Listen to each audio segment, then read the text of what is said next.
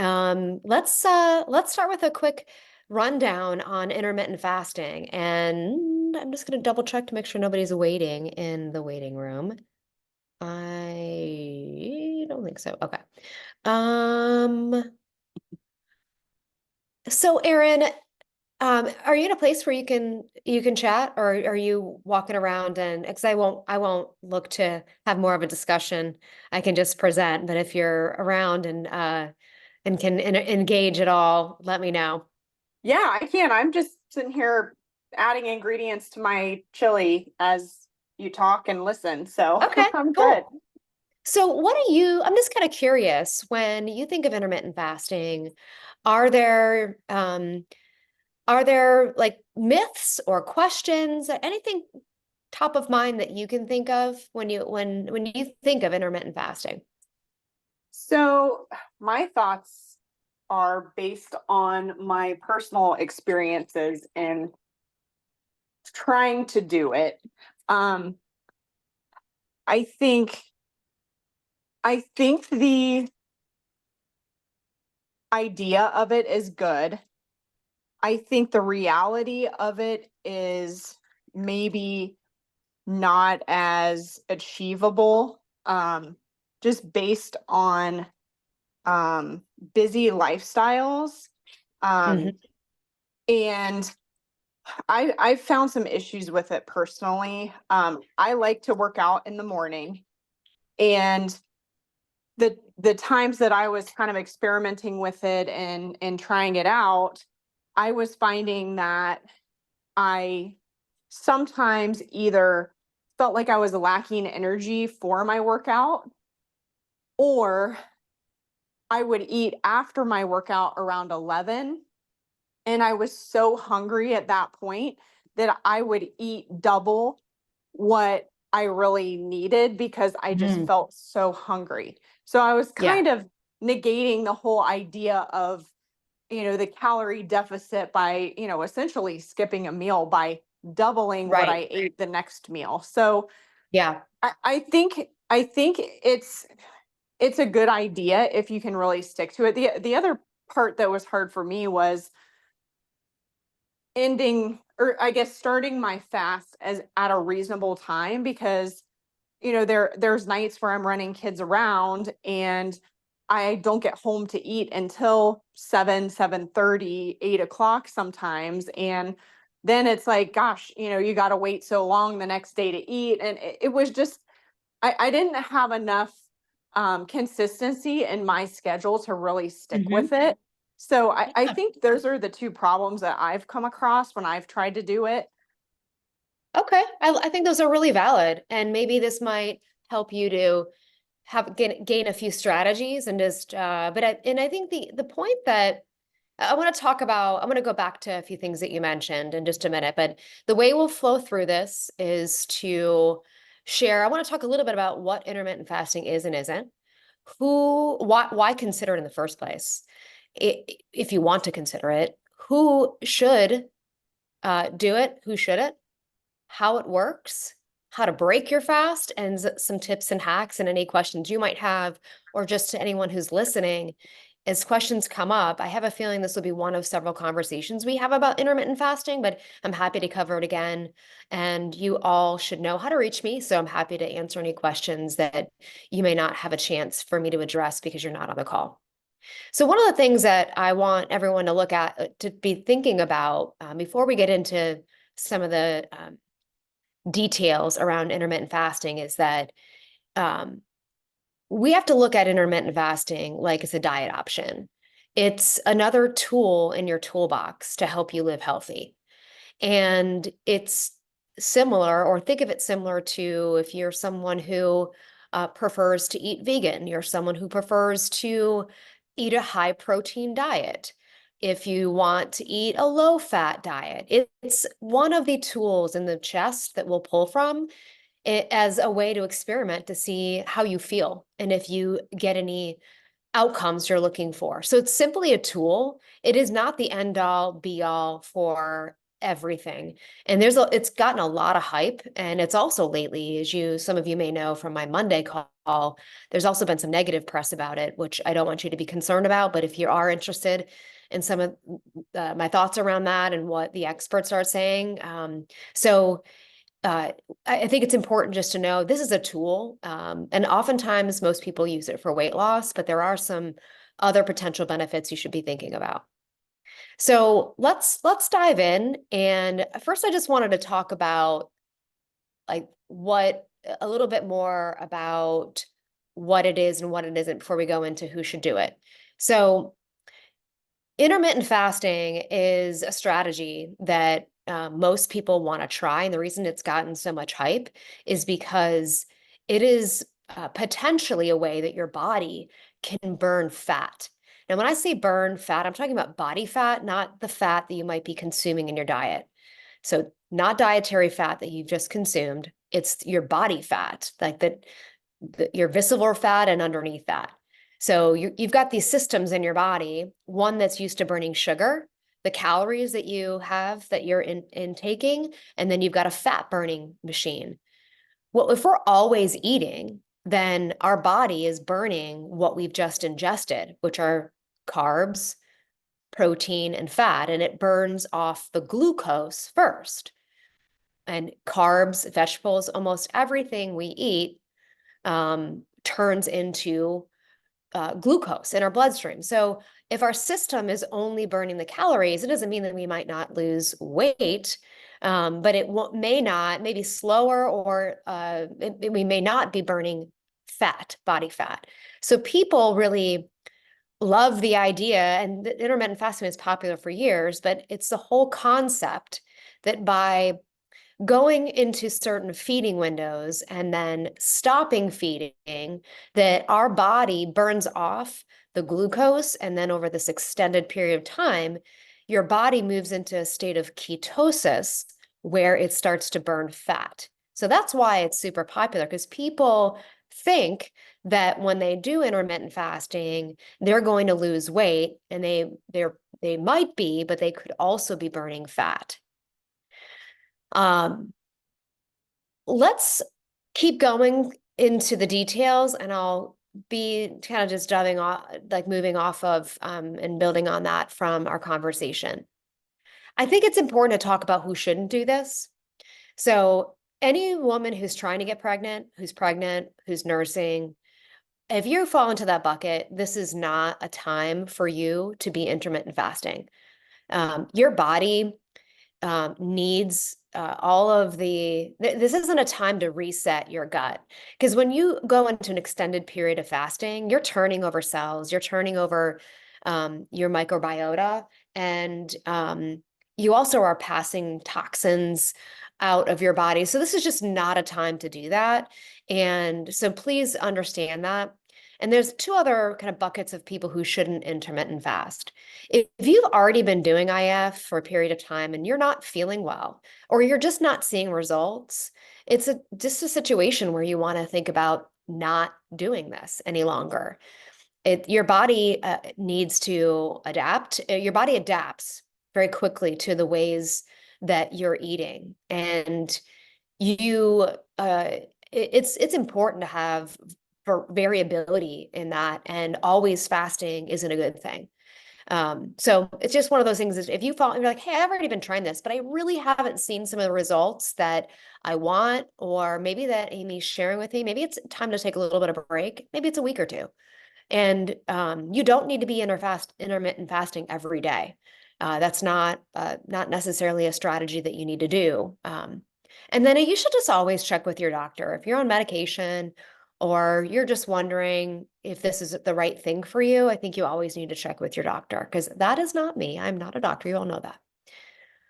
So just know that when we talk about intermittent fasting, it's also referred to as time restricted eating. Some people say time restricted feeding, TRE, for time restricted eating. They're in popular social media. It's about the same thing, but they're not. There are different approaches to intermittent fasting.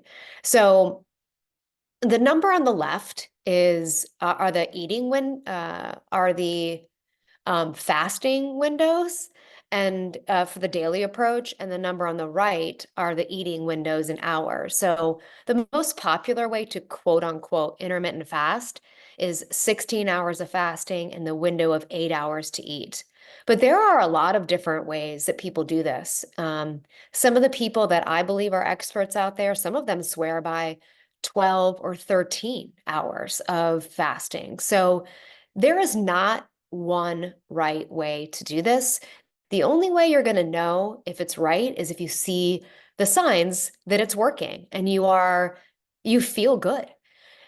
There are some weekly approaches and there are longer fasts that and regimens. Some of the experts out there have protocols to gain certain advantages. Some people fast for multiple days.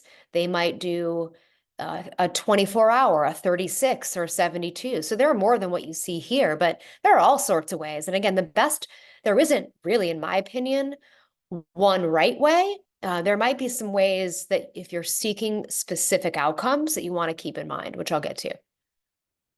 Erin, and if you're on and you were like, wait, I have a question, of course, just ask away. Yeah, yeah. So how are you going to know that fasting's working?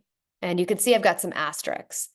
So you're going to know if you feel good. Look, so if you think about fasting, I don't know if you think about this here, but sometimes I think of fasting with a real negative context, like, ooh, I'm going to be starving. Ooh, I'm not going to I'm going to want food. Yeah, you might have a little of that, but you should feel good when you fast. And with the asterisks is really to help people understand that at first, your body may need time to get used to fasting as one of your tools or the strategy you're using, especially if you're someone who hasn't been eating very clean, or you've had ultra processed, even slightly processed foods. So your body will need to detox that, and you won't necessarily feel great the first few days. But that's a hump you should get over, and you will feel mental clarity. You will gain, believe it or not, extra energy. And in some cases, there's a lot of research that people cite depending on who you hear about the benefits of intermittent fasting. And I could find the same number of studies that prove some of those claims wrong. It's all about the study. So there's a lot of mixed reviews right now. I don't say mixed reviews, that's probably not the right way to say, but there's different schools of thought. And one of the things I want to share with you that is the most controversial is whether or not intermittent fasting is effective for weight loss. And I do study this because I actually use intermittent fasting here and there. I actually believe that it's a helpful tool for me. I don't do it all the time. I'm actually not doing it right now. Um, but I am a woman who has hormone issues. I've also just love experimenting with things. I love to gain that. I know what that mental clarity can feel like. And so in my experience studying this as well as, and just to couch, for those of you who may not know me well, I do have a degree in nutrition science, and I did uh, go deep in intermittent fasting to look at the research. And I think the most mixed and controversial is about weight loss. In fact, most of the research shows that there is no difference in weight loss if you're with intermittent fasting, 16/8 in particular, um, as compared to other approaches, low fat, this, that, or the other. And so I think if your goal is only weight loss, I think you ought to be thoughtful about that and just thinking of it again. It is a tool. And in that window of time that you are eating, um, you are likely, because most of the time you're cutting out at least a third or 25% of your eating window, your time frame to eat. So naturally you'll eat less. So this is about managing energy intake. And with intermittent fasting, it's a tool that psychologically people feel like they don't need to quote unquote diet. They'll just eat whatever they want, which could be very effective. It isn't effective if what you heard Erin say in the very beginning, that maybe you overeat, you binge, or there's actually a term called uh, dirty fasting, where you literally don't eat, but then you eat bad food, which is really counterproductive. So just realize that intermittent fasting could be a totally effective tool for you to lose weight. And there are many studies that actually show that it can affect other health outcomes. In fact, I think there's really strong research around other metabolic diseases. Women and breast cancer is one really great study. Another one is hormone balancing. And so, if you're someone who's struggled to lose the weight, especially around the belly and strange places, it might not be something within the guidelines of you qualifying for someone who should try it, but it might be something you just want to experiment with. And again, if we go back to how you'll feel good. You'll start to feel like you've got clarity. And when hormones are rebalanced, if you're someone who's experienced premenopause or menopause symptoms like hot flashes, you would see less of those after over time, and probably not even a long time. You'd also start to feel like you're actually losing weight in those places, especially the belly fat. So there have been some studies that show that intermittent fasting, and there aren't a the studies have shown that it's an effective strategy to clear out estrogen. And estrogen buildup can be something that causes belly fat. And that happens, unfortunately, with women when our hormones get out of whack. So it's important to realize that people are using intermittent fasting. Most people in popular, like in social media and every place you see it, are associating intermittent fasting with weight loss. And I believe that it can work for that. It's, unique to every person, and it has the ability to and potential to help you with other health factors, and I've listed only a few.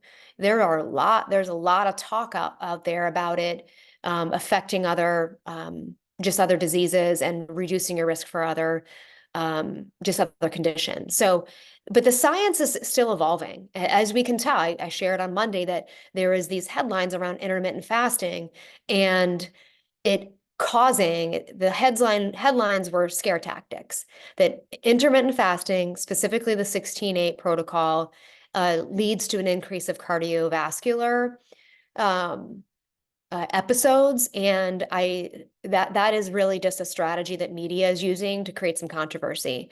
And I say that with 100% certainty because the research hasn't even been released yet.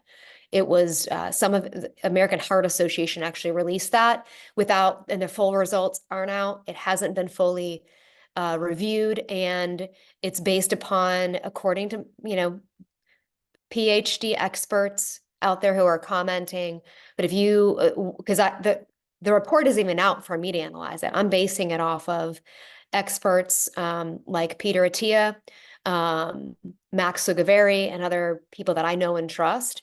And those people have access to the research study, not even the public yet. I don't know how they got it, but it's based upon two food intake uh, forms, which is like recalling what you eat over a 10+ year period of time. So when you dig into those details, there's not a lot that actually substantiates those claims. So my point being that it definitely is evolving research, but it's something that if you are curious about and you again don't fall into that who shouldn't do it list, it's maybe something you might want to consider. Or not. I mean, I know people who eat breakfast every morning, and they are incredibly healthy. So don't feel like this is just I'm addressing this topic because a few members are trying it and they have questions, and I thought rather than addressing the topic with answering the questions, I thought I'd put it in context with a little additional information. So the other way you're going to know is through monitoring. Remember, I talked about your burn. If you know that you're in ketosis, let me just take a step back. So you really in with intermittent fasting, you're in a period of burning fat. You're not eating for an extended period of time, so your blood sugar would likely be more stable. It should. But there are other things that increase your blood sugars. But in general, you should see your blood sugar should be stable and you shouldn't have spikes. Well, one way to really get scientific about it is to buy a glucometer, but this is actually a keto. It's called Keto Mojo, and it measures blood sugar and whether or not you're in ketosis. So I actually have this and I've used it. If you're someone who really, really wants to try, it's not incredibly expensive. I don't, I believe that if you're gonna go all in on this, if it were me, I would want to know if I'm going to try this, that I'm doing it right, because everybody, literally everybody and every body is different. And there are lifestyle factors that increase your blood sugar, many, and it isn't food. So it could be an indicator for you about whether or not the coffee you drink in the morning. Everybody thinks they can drink black coffee. Yes, when they're intermittent fasting, but there are some people that just can't, or it's the kind of coffee. Your coffee actually has, in some cases, has flavors in it. It just every person is different. And stress has an effect on your blood sugars. My mother was a diabetic for 70 years, and whenever we fought, I was very close to her, but I had that mother-daughter type of relationship. And I always felt so guilty because if we got in an argument, my mom would have hours, if not days, of high blood sugar. And that's not unique to a diabetic. When we are stressed, and stress can mean emotional, it could mean working out, it could mean being in a sauna, it could be cold. I mean, there are stressors that fall into other categories, but stress produces cortisol, and cortisol can have an effect on your blood sugar. So you're not only, if you really, really, really want to do this, if there's some, and make sure that it's effective for you, or you want to dig into maybe why it's not, there are other things we need to be thinking about besides the food or the beverages that you're trying to use in your intermittent fasting journey. So after you break your fast, and by the way, you should try to when you fast, if you decide to do, let's say 16/8 or 13, whatever 13/5, I know is one of the experts. I know that doesn't add up to 24, but it's 13, at least 13 hours of fasting and a smaller window of eating. I've heard some people say that that works, whatever it is. It starts the moment after you stop eating. So last bite of food that you digest, that's when the clock starts. It's not after you digest, it's just after you stop eating. And then when you break your fast is when you start to eat your first meal.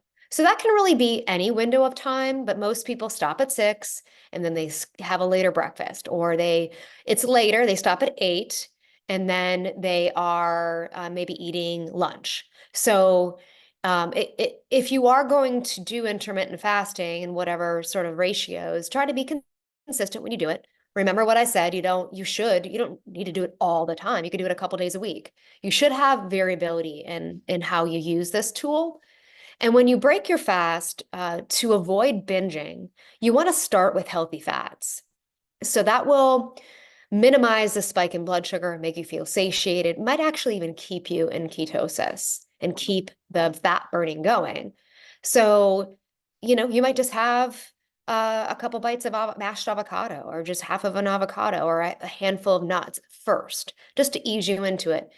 Ghee is another option, or MCT oil, bone broth or soup, and other protein-rich foods like Greek yogurt, some eggs, cottage cheese. Those are just some suggestions.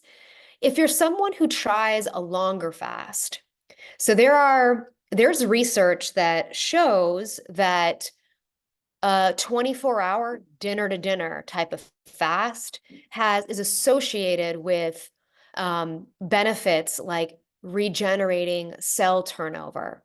So that was actually one of the reasons why I tried fasting when I've been heavily training, or just I dealt with an injury. There are some stories and studies where people they will see a faster recovery to injuries when they have those cells turn over. So again, it's different for each person, but in general, there's some reports that study you'll increase your odds of cell turnover with and other benefits at dinner to dinner, or even a 36-hour fast might help you gain other benefits that I've mentioned that are related to health. In my opinion, this is just Amy Fox's opinion, I don't think you need to be doing 72 or longer. I think that that's, you don't have to, but some people like it. I mean, I've done a 72-hour one once, and it was, I felt like I was on top of the world. I just don't think that I would do it again.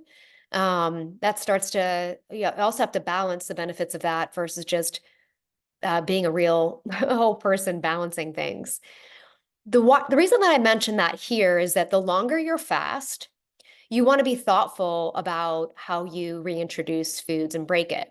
So, if you just want to ease into it, start slow with regular foods, because in the case where I did a 72-hour, my digestive system actually stopped. So I was restarting, and it's just smart to start slow.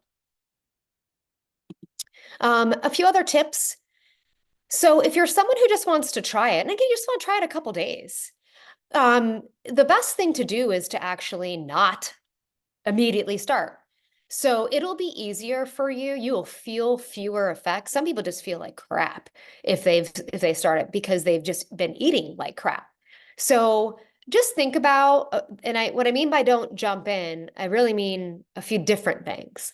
One is, if you're thinking about trying it, don't just go to 16:8. Maybe just ease into it by either delaying your first meal by an hour, or you can um, stop eating an hour earlier, or both.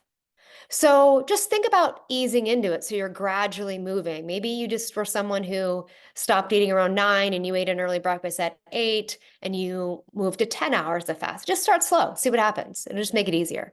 And then prepare. So start to eat a little cleaner. And if you're going to start, well, where do I start with that?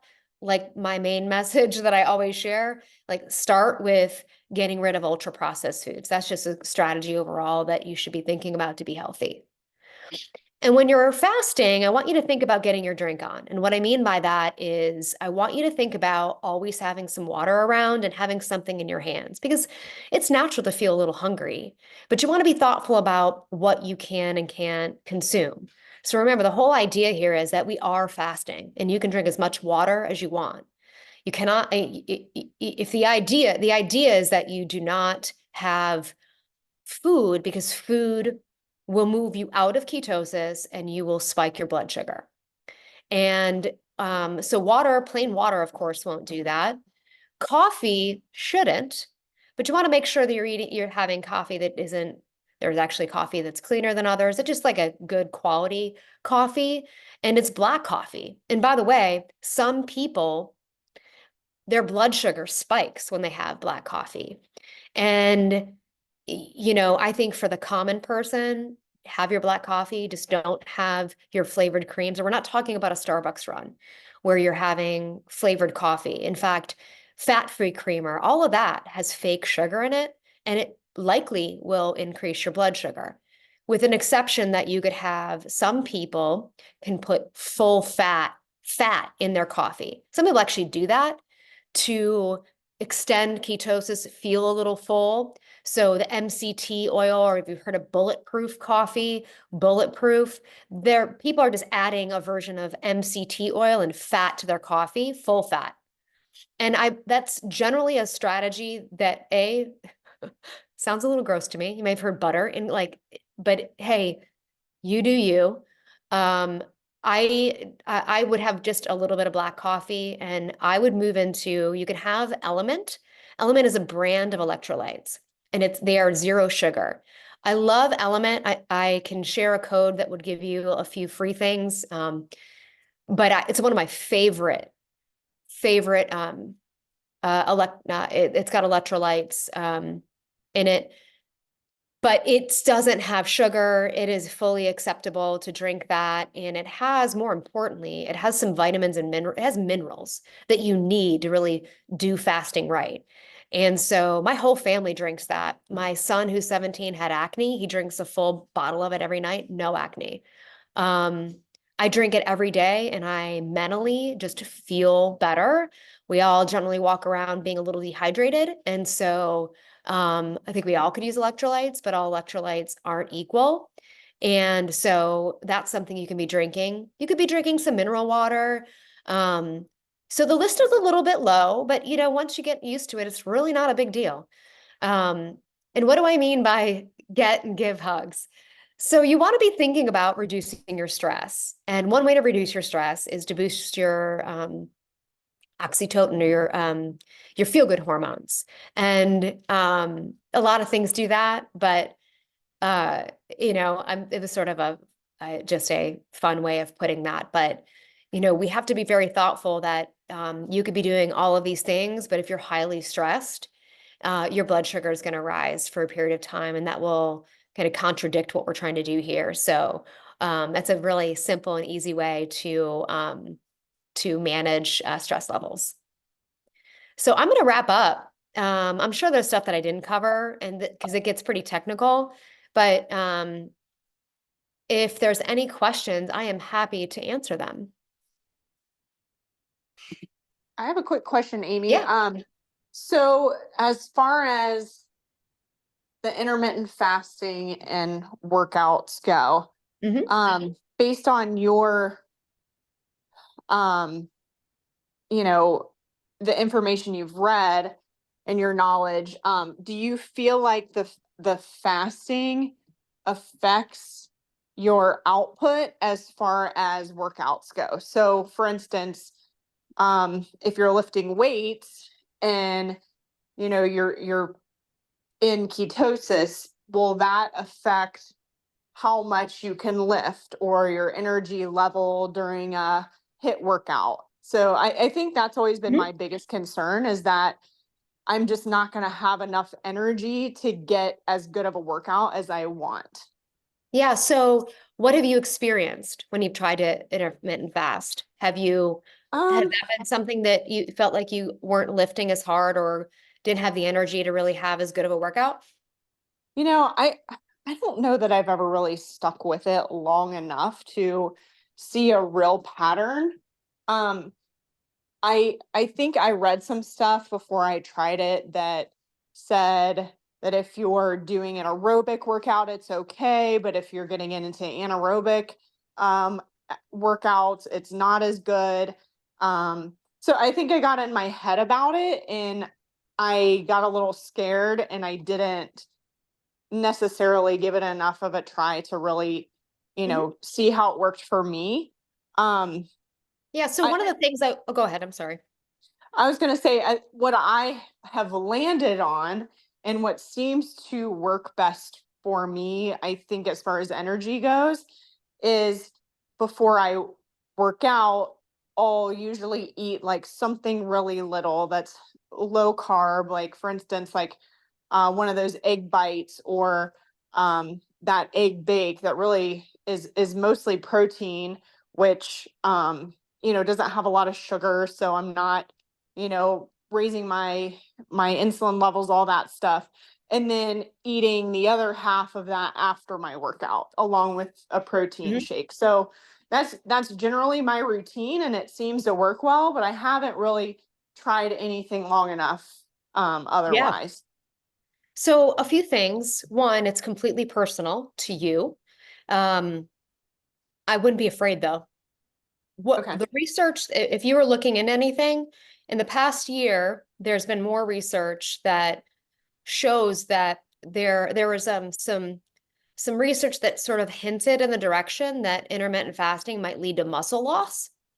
So a reduction of muscle, which we don't want if we're intermittent fasting. And that was new research came out just in the past year to 18 months that show that that is not true. So, but I think putting the research aside, you have to decide what makes you feel best, like what works for you. Mhm. And I will tell you though that I mean, I don't want you to be afraid. I think you should try it because if you don't feel good, you just grab a bar like immediately. Like if you get to the Mhm. point where you're like, oh my gosh, then you just eat a banana. You eat something immediately that can give you some fuel, or you just take a chance on it. And let me tell you why. One, this is a hint of our a little bit slightly specific to you and your personal situation, but I know that you are curious about whether or not hormones are playing a role in your ability to actually lose weight and change Mhm. how you look and how you feel. And just because Yep. of that, I think that while you think the way you're doing it has been working great and you can't do that, might not be, I don't think there's a huge risk. It's your call. Mhm. And speaking from experience, I just my own experience, I find it difficult to eat before I work out. I'm the opposite of you. Mhm. Just don't have an appetite. I'm not somebody who wakes up. In fact, I almost don't feel good in the workout. And all for decades, I just haven't worked out. Even when I have high training expectations, like take last night.